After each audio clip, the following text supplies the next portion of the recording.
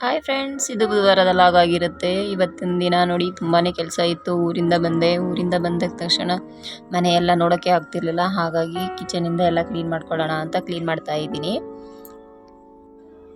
2 ದಿನ ಮನೆಯಿಂದ ಆಚೆ ಹೋಗ್ಬಿಟ್ರೆ ಮನೆ ನೋಡೋಕ್ಕಾಗಲ್ಲ ಫ್ರೆಂಡ್ಸ್. ಹೆಣ್ಮಕ್ಳಿಗೆ ಮನೆ ಕ್ಲೀನ್ ಆಗಿದ್ರೆ ಏನು ಕೆಲಸನೂ ಆಗಲ್ಲ, ಮೈಂಡು ಸರಿಯಾಗಿ ಕೆಲಸ ಮಾಡ್ತಾ ಇರಲ್ಲ. ಹಾಗಾಗಿ ಎಲ್ಲ ನೀಟ್ ಮಾಡ್ಕೊಳ್ಳೋಣ ಅಂತ ಮಗನಿಗೆ ಸ್ಕೂಲಿಗೆ ಕಳಿಸಿ, ಯಜಮಾನ್ರಿಗೆ ಕೆಲಸಕ್ಕೆ ಕಳಿಸಿ, ಲಂಚೆಲ್ಲ ತುಂಬಿ ಎಲ್ಲ ಆದಮೇಲೆ ನೋಡಿ ಎಲ್ಲ ಹೆಂಗಿದೆ ಎಲ್ಲ ರೆಡಿ ಮಾಡಬೇಕು. ಹಾಗಾಗಿ ಇಟ್ಟೋಗಿದ್ದಾರೆ. ಎಲ್ಲ ಮಡಚಿಟ್ಬಿಟ್ಟು ಸ್ವಲ್ಪ ಬಟ್ಟೆಗಳು ಇತ್ತು, ಬಟ್ಟೆನ ತೊಳೆಯೋಣ ಅಂತ ಎಲ್ಲ ಕ್ಲೀನ್ ಮಾಡಿಕೊಂಡು ರೆಡಿ ಮಾಡ್ಕೊತಾ ಇದ್ದೀನಿ.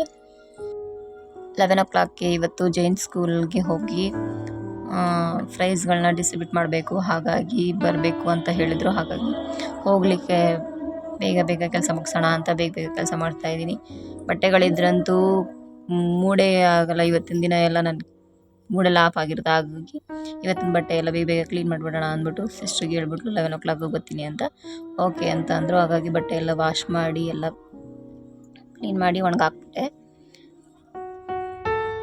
ಹಿಂದಿನ ವಿಡಿಯೋದಲ್ಲಿ ಲಾಗ್ ಮಾಡಿದ್ನಲ್ಲ ಫ್ರೆಂಡ್ಸ್, ಡೆಂಗು ಜ್ವರ, ಮಲೇರಿಯಾ ಮತ್ತು ಇಲಿ ಜ್ವರ ಬರೋದು ಹೇಗೆ ಅಂತ ಅದರ ಬಗ್ಗೆ ಪ್ರಬಂಧ ಬರೆದಿದ್ದಲ್ಲ ಮಕ್ಕಳಿಗೆ. ಅವ್ರಿಗೆಲ್ಲ ಪ್ರೈಸ್ ಕೊಡಲಿಕ್ಕೆ ಇವತ್ತು ಜೈನ್ ಸ್ಕೂಲ್ಗೆ ಹೋಗ್ತಾ ಇದ್ದೀವಿ. ಸೋಫಾ ಮೇಲೆಲ್ಲ ಬಟ್ಟೆಗಳೆಲ್ಲ ಹಂಗಂಗೆ ಅಂಡಾಕ್ಬಿಟ್ಟಿದ್ದ ನನ್ನ ಮಗ. ಎಲ್ಲ ರೆಡಿ ಮಾಡಿಬಿಟ್ಟು ಮನೆಯೆಲ್ಲ ಕ್ಲೀನ್ ಮಾಡಿ, ಇವತ್ತು ಬೇರೆ ಗ್ರಹಣ ಬೇರೆ ಇತ್ತು. ಹಾಗಾಗಿ ಎಲ್ಲ ಕ್ಲೀನ್ ಮಾಡಿ ಸ್ನಾನ ಮಾಡಿಕೊಂಡು ರೆಡಿಯಾಗಿ ಹೋಗೋಷ್ಟರೊಳಗೆ ಹಾಗೇ ಹೋಯ್ತು ಟೈಮ್ ಫ್ರೆಂಡ್ಸ್. ಕೆಲಸ ಎಲ್ಲ ಆದ ನಂತರ ರೆಡಿಯಾಗಿ ಹೋಗ್ತಾ ಇದ್ದೀನಿ ಡ್ಯೂಟಿಗೆ. ಸ್ಕೂಲಲ್ಲಿ ಸರಿಂದ ಡಿಸ್ಟ್ರಿಬ್ಯೂಟ್ ಮಾಡಿಸಿದ್ರು.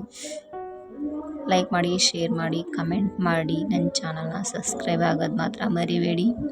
Thank you for watching. Have a nice day. Bye friends.